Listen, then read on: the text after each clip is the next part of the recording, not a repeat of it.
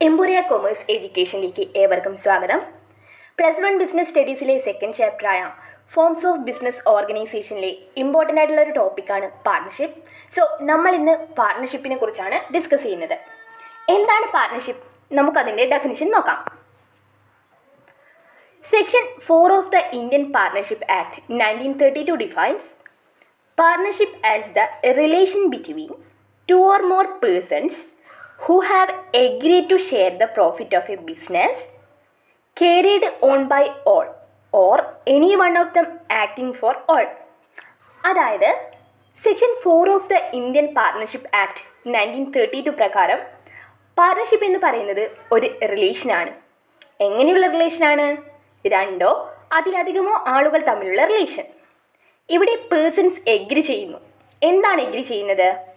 ബിസിനസ്സിലെ profit share ചെയ്യാൻ വേണ്ടിയിട്ട്. Carried on by all or any one of them acting for all. അതായത് എല്ലാവരും ഒരുമിച്ച് ചേർന്ന്, അല്ലെങ്കിലോ അതിൽ ഒരാൾ എല്ലാവർക്കും വേണ്ടി ബിസിനസ് റൺ ചെയ്യുന്നു. ഇതിനെയാണ് നമ്മൾ പാർട്ണർഷിപ്പ് എന്ന് പറയുന്നത്. ഈ പാർട്ണർഷിപ്പിൻ്റെ ഡെഫിനിഷൻ മസ്റ്റായിട്ട് പഠിച്ചിരിക്കണം. പാർട്ണർഷിപ്പിനെ കുറിച്ച് എന്തെങ്കിലും ചോദിക്കുകയാണെങ്കിൽ ഫസ്റ്റ് ഈ ഒരു ഡെഫിനിഷൻ എഴുതാം. ഇനി നെക്സ്റ്റ് നമ്മൾ നോക്കാൻ പോകുന്നത് പാർട്ണർഷിപ്പിൻ്റെ ഫീച്ചേഴ്സാണ്. Features of partnership. അതിൽ ഫസ്റ്റ് വൺ ആണ് ഫോർമേഷൻ. ഇന്ത്യൻ പാർട്ണർഷിപ്പ് ആക്ട് 1932 പ്രകാരം പാർട്ണർഷിപ്പ് ഒരു ലീഗൽ എഗ്രിമെൻറ്റിൻ്റെ ബേസിലാണ് ഫോം ചെയ്തിരിക്കുന്നത്. ഈ ഒരു എഗ്രിമെൻറ്റിൽ ബിസിനസ്സുമായിട്ട് റിലേറ്റഡ് ആയിട്ടുള്ള എല്ലാ ഡീറ്റെയിൽസും മെൻഷൻ ചെയ്തിരിക്കും. സെക്കൻഡ് വൺ ആണ് ലാബിലിറ്റി. ബിസിനസ്സിലെ പാർട്ട്നേഴ്സിന് അൺലിമിറ്റഡ് ആയിട്ടുള്ള ലാബിലിറ്റിയാണ് ഉണ്ടാവുക. തേർഡ് വൺ ആണ് risk bearing.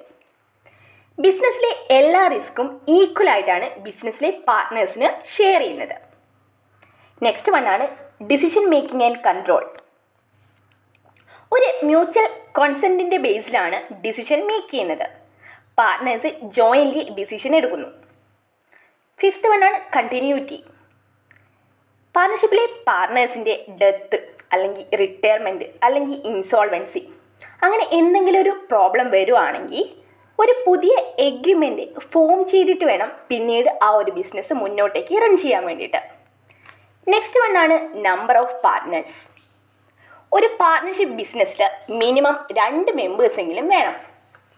Maximum companies act 2030 പ്രകാരമാണെങ്കിൽ 100ഉം റൂൾസ് 2040 പ്രകാരമാണെങ്കിൽ 50 ആണ് മെമ്പേഴ്സ് വേണ്ടത്. സെവൻത്ത് വൺ ആണ് മ്യൂച്വൽ ഏജൻസി. നമ്മൾ പാർട്ണർഷിപ്പിൻ്റെ ഡെഫിനിഷനിൽ പറഞ്ഞായിരുന്നു business carried on by all or any one of them acting for all. അതായത് എല്ലാവരും ഒരുപോലെ ഇല്ലെങ്കിൽ എല്ലാവർക്കും വേണ്ടി ഒരാൾ എന്ന രീതിയിൽ ബിസിനസ് മുന്നോട്ട് കൊണ്ടുപോകണം.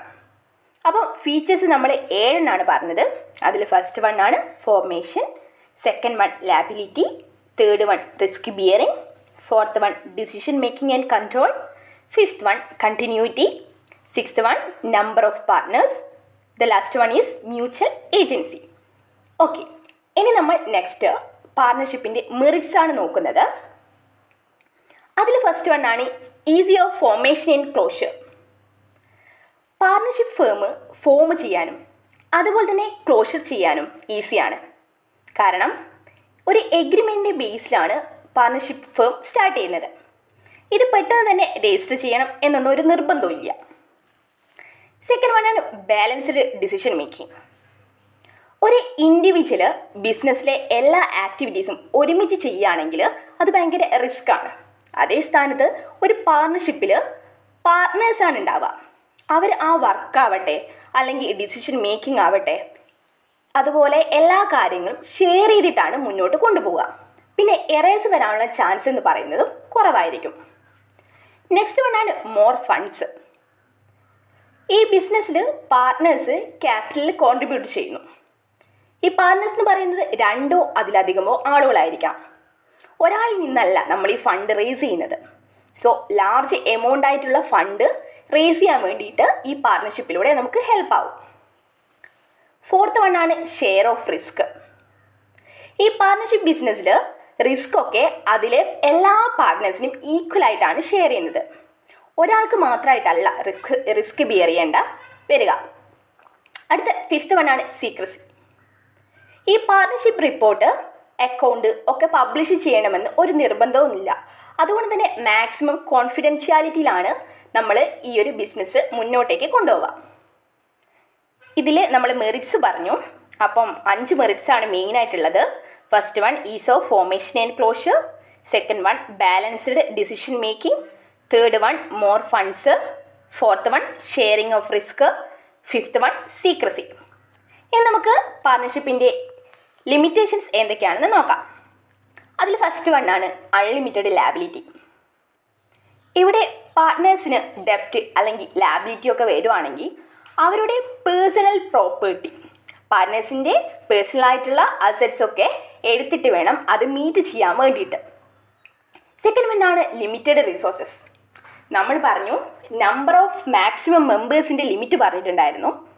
അപ്പോൾ പിന്നീട് ബിസിനസ് ഒന്ന് എക്സ്പാൻഡ് ചെയ്യണമെന്നൊക്കെ വിചാരിച്ചിട്ടുണ്ടെങ്കിൽ തന്നെ അതിൻ്റെ മെയിൻ പ്രോബ്ലം ആയിട്ട് മാറും. കാരണം ഇത്ര ലിമിറ്റിലാണ് എന്ത് ചെയ്യുക മെമ്പേഴ്സ് അതിലുണ്ടാവുക.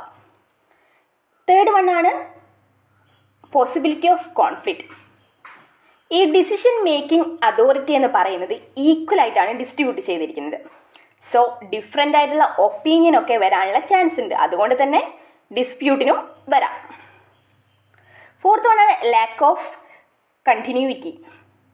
ഒരു പാർട്ണറെ ഡെത്ത് അല്ലെങ്കിൽ റിട്ടയർമെൻറ്റ് അല്ലെങ്കിൽ ഇൻസോൾവൻസി അങ്ങനെ എന്തെങ്കിലും ഒരു പ്രോബ്ലം ഉണ്ടാവുകയാണെങ്കിൽ ഒരു പുതിയൊരു എഗ്രിമെൻറ്റിൻ്റെ ബേസിൽ വേണം പിന്നീട് ആ ഒരു ബിസിനസ് മുന്നോട്ട് കൊണ്ടുപോകാൻ വേണ്ടിയിട്ട്. ചിലപ്പം അതിനൊന്നും ആ പാർട്ട്നേഴ്സ് വില്ലിംഗ് ആയി എന്ന് വരില്ല. 5th വണ്ണാണ് ലാക്ക് ഓഫ് പബ്ലിക് കോൺഫിഡൻസ്. നമ്മൾ ലീഗലി ആയിട്ടുള്ള റിപ്പോർട്ടുകളൊന്നും തന്നെ പബ്ലിക്കിന് സമർപ്പിക്കുന്നില്ല. സോ അക്കൗണ്ട് ഒന്നും തന്നെ കാണിക്കുന്നില്ല. അതുകൊണ്ട് തന്നെ പബ്ലിക്കിന് ആ ഒരു വിശ്വാസം ചിലപ്പം ഇല്ലാണ്ടായിരിക്കും.